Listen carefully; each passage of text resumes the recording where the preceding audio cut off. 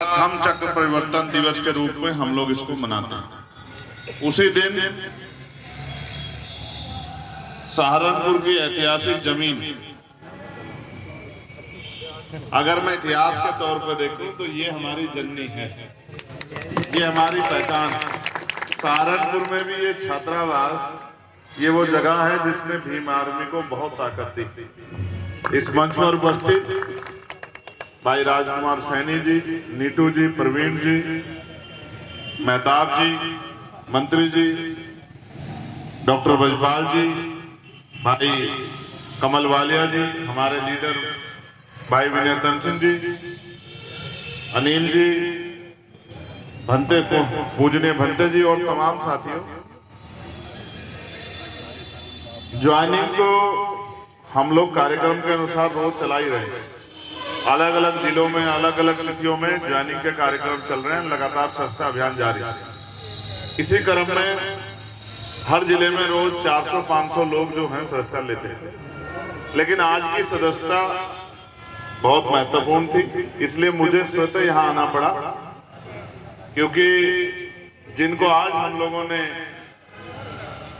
इस मिशन में तो नहीं कह सकते, मिशन में तो हमसे पुराने हैं, उनका बहुत बड़ा अनुभव इस मिशन में रहा है। मिशन में वो बहुत पुराने साथी।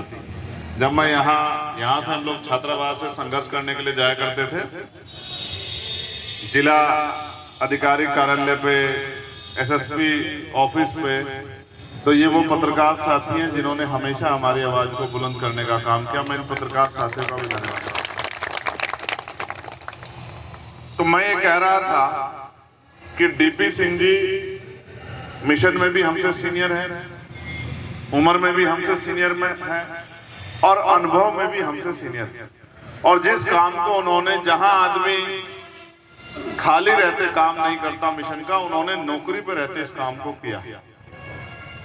इससे यह स्पष्ट होता है आज की इस ज्वाइनिंग से कि जो हमारा पढ़ा लिखा बुद्धिजीवी समाज है, जो हमारे समाज का असल नेतृत्व करता है, क्योंकि आंदोलन तो कोई भी शुरू कर सकता है, किसी भी चीज का निर्माण कोई भी शुरू कर सकता है, लेकिन उसको शिखर पे पहुंचाने की जिम्मेदारी तभी जो है वो कार्य आगे बढ़ता है जब उसको पढ़े लिखे लोग उसकी लीडरशिप करते हैं।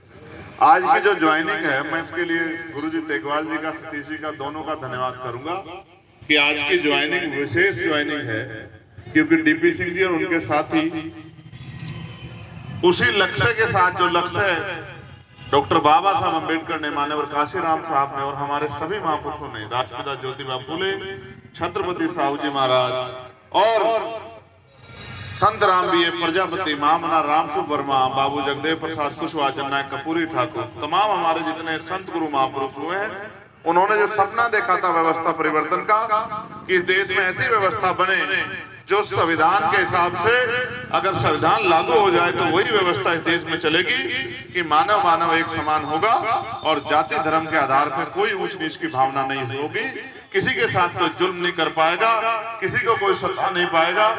अभी जब वक्तव्य रख रहे थे डीपी सिंह जी, तो इस बात को कह रहे थे कि भीम आर्मी के साथी लोगों की मदद कराने जाते हैं, ये बहुत उत्कृष्ट कार्य है। मैं आपको एक जानकारी देता हूँ।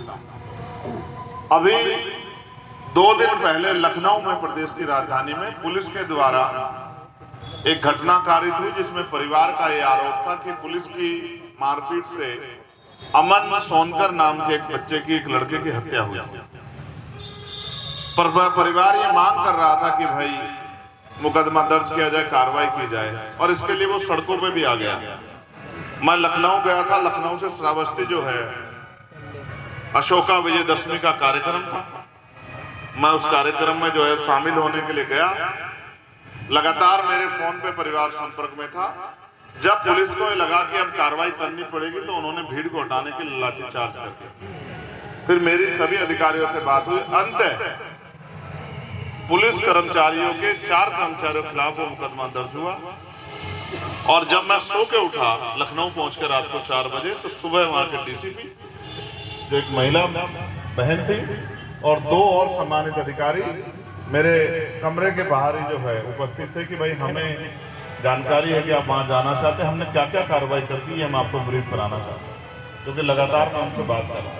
तो जब मैं उठा तो उन्होंने मेरे हाथ में वो FIR की कॉपी दी कि हमने ये मुकदमा 304 में दर्ज कर दिया है। इसके अलावा जो भी आप हमें आदेश करेंगे, जो भी आप महसूस करते हैं परिवार की पीड़ा, आप हमें बताइए, हम उस पर काम करें। जहाँ इस प्रदेश में अपराध होने पे मुकदमे दर्ज नहीं होते, जहाँ तमाम तरह से मेरा अनुभव है, रेप जैसे मामलों में अब मुकदमों के लिए संघर्ष करना पड़ता था, जहाँ सामूहिक रूप से मार पिटाई और सामाजिक बहिष्कार तक के मामले, घोड़ी से उतारने तक के मामले मेरे आज भी याद, यही धरती थी।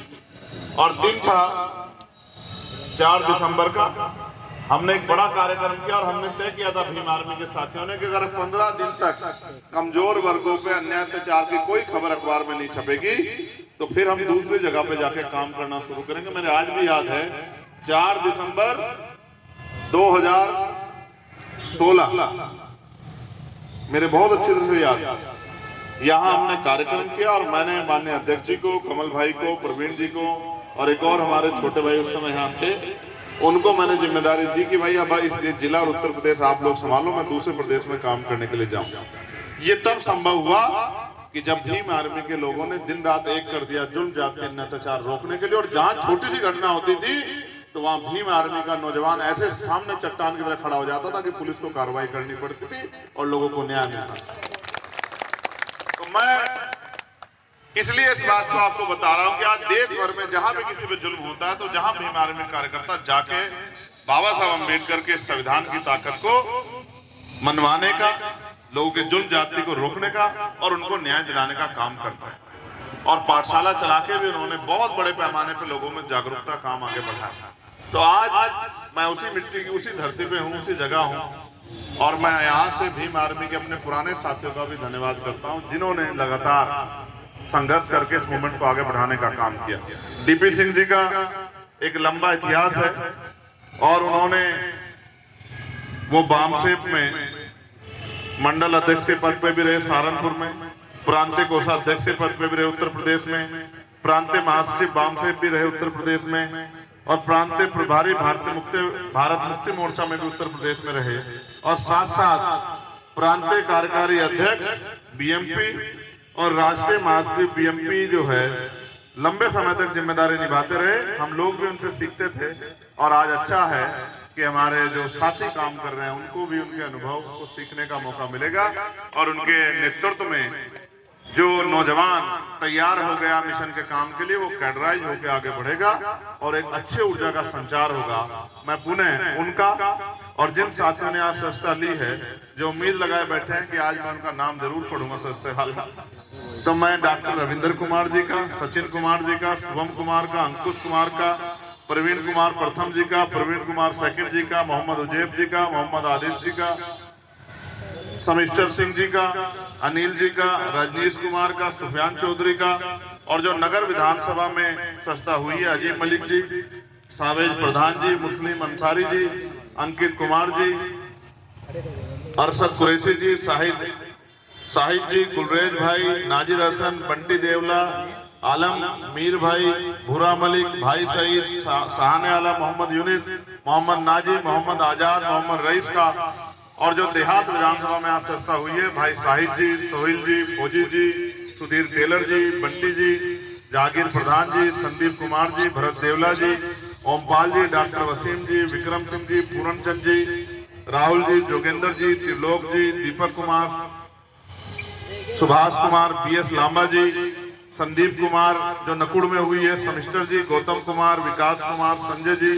सागर जाटव, हिमांशु, असलम डीलर साहब, और हमारे DP सिंह जी के साथ जिन साथियों ने आज आजाद समाज पार्टी में आस्था व्यक्त की है, जामिद अली खान साहब, डॉक्टर संजीव कुमार, माननीय पंकज कुमार, माननीय सुरेंद्र गौतम, एडवोकेट गामिद Ali, Mohammad Wahid Ali, Mohammad Rajkumar master Rajkumar Karanwal, master Sanjeev Kumar, master Hemraj, master Sumit Kumar, master Bittu Kumar, doctor Praveen Kumar, doctor Nitesh ji, doctor Ankur Baliyan, Abrar Ali और BS लांबा जी, इन सब का मैं बहुत बहुत धन्यवाद करता हूं और मैं उनको विश्वास दिलाता हूं कि हम परिवार के रूप में मिलके इस आंदोलन को आगे बढ़ाएंगे। आपके मान सम्मान में, आपके हक अधिकार में, हिस्सेदारी में किसी भी तरह का कोई भी जो है त्रुटि नहीं होगी। सब लोग सम्मान की भावना से इस मूवमेंट को आगे बढ़ाने का काम करेंगे। और मैं पुराने साथियों से कहूंगा कि नए जुड़े हुए साथियों का सम्मान का ख्याल रखते हुए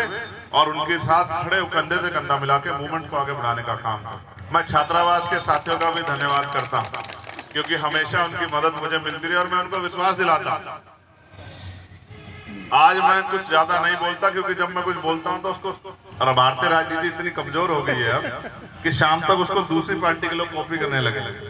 तो मैं अब बोलने की बजाय कुछ करके दिखाऊंगा जो लोग उसको कॉपी ना कर पाए और बाद में कहें कि भाई ये काम तो आजाद समाज पार्टी भीम आर्मी के साथियों ने शुरू किया। वरना मैंने देखा जितना जमीन पे जाके काम हम लोगों ने किया, पहले हम लोगों के दुख सुख में जाते थे और सारी पार्टियों के लोग जाने लगे। पहले हम लोगों के लिए आंदोलन करते थे और सारी पार्टी के लोग आंदोलन करने लगे। पहले हम लोग जो है जिस तरह से हम लोग तो क्योंकि उस समस्याओं में आर्थिक रूप से कमजोर समाज में जन्मे हैं, तो हमारे लिए तो नेचुरल है। मगर मैंने बड़े बड़े नेता भी देखे गरीबों के यहाँ बैठ के खाना खाते हुए, पानी पीते, उनकी बातें करते, तमाम तरह की चीजें उनके साथ गेट टुगेदर करते। तो मुझे ऐसा लगता है कि वो हमारे सोशल मीडिया से सीख रहे हैं। और आप चिंता मत कीजिए, हम सबको अपने जैसा ही बना देंगे, ईमानदार भी, समर्पित भी और कार्य करने वाला। और मैं सहारनपुर के साथियों को विश्वास के साथ ये कहता हूं, अब आपको कुछ कर दिखाने का समय आ गया। सहारनपुर के साथियों को और हमारे सहारनपुर के वरिष्ठ साथी भी यहाँ बैठे हैं, मैं उनसे भी कहता हूँ कि अब उनको कम कुछ कर दिखाने का समय आ गया है। एमपी का बजट तो बहुत छोटा सा है, जिला पंचायत अध्यक्ष का बजट बहुत बड़ा है। अगर ईमानदारी से काम किया जाए तो पूरा जिला जो है खुशहाल हो सकता है। गली गली चौराहे चौराहे पे काम हो सकता है, चाहे शमशान हो, कब्रिस्तान हो या कुछ भी ऐसी परेशानी हो जहां से आम जनता का हित प्रभावित होता है, चाहे उसके रास्ते हो, चाहे नलकों की समस्या हो, चाहे बिजली की समस्या हो, चाहे और कोई समस्या हो, चाहे स्कूल की, कॉलेज की, यूनिवर्सिटी की, हर तरह की समस्या का हल जो है हम लोग कर सकते हैं अगर हम अपनी ताकत को मजबूत कर लें। इसलिए मैं आपसे कहूंगा, लक्ष्य बना के काम करें और लगातार काम को जो है करते रहें। और जो सक्रिय साथी हैं उनको जिम्मेदारी के पदों पर बिठाकर उनको जिम्मेदारी देकर काम को आगे बढ़ाते रहें और एक दूसरे से प्रेम भाईचारा बना के रखें। भेड़ बकरियों की तरह आपस में ना लड़ें। लड़ता वो है जो कमजोर होता है। कभी ताकतवर आदमी अपनी शक्ति का प्रदर्शन नहीं करता। जिस दिन हमने शक्ति का प्रदर्शन करा, कभी कभी करते हैं जैसे अभी हमने दिल्ली में किया था नहीं किया था, देख के अच्छा लगा था नहीं लगा था, बताओ।